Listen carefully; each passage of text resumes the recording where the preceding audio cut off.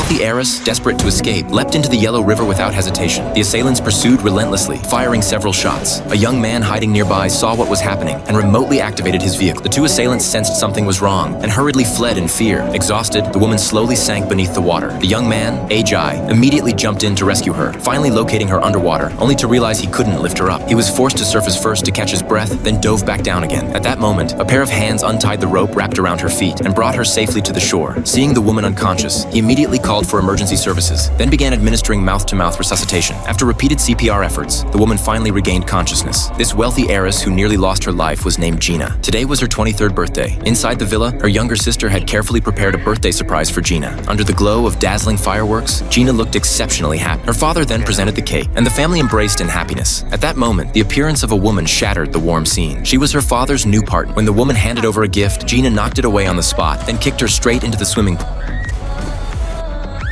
She turned away in anger and stormed off. Her father hurried after her, scolding Gina for acting impulsively. Gina angrily shot back at her father, saying that in her heart there was only her late mother. Faced with his daughter's fierce words, the father, enraged, slapped her across the face. Gina completely lost control and ran out of the villa. Emotionally shattered, Gina drove away in her father's car. What she didn't realize was that her father's enemies were already secretly following her. Before long, she noticed an unfamiliar car tailing her closely. At a critical moment, the fuel was nearly depleted. The other vehicle suddenly cut her off from the front, and a man pulled out a gun and aimed it at Gina. In sheer panic, she immediately turned the car around and fled. Not far ahead, the car stalled completely. A gunman stepped out of the vehicle, slowly advancing toward her. Gina seized the brief opening, turned and ran. Two burly men immediately gave chase. With nowhere left to go, Gina had no choice but to leap.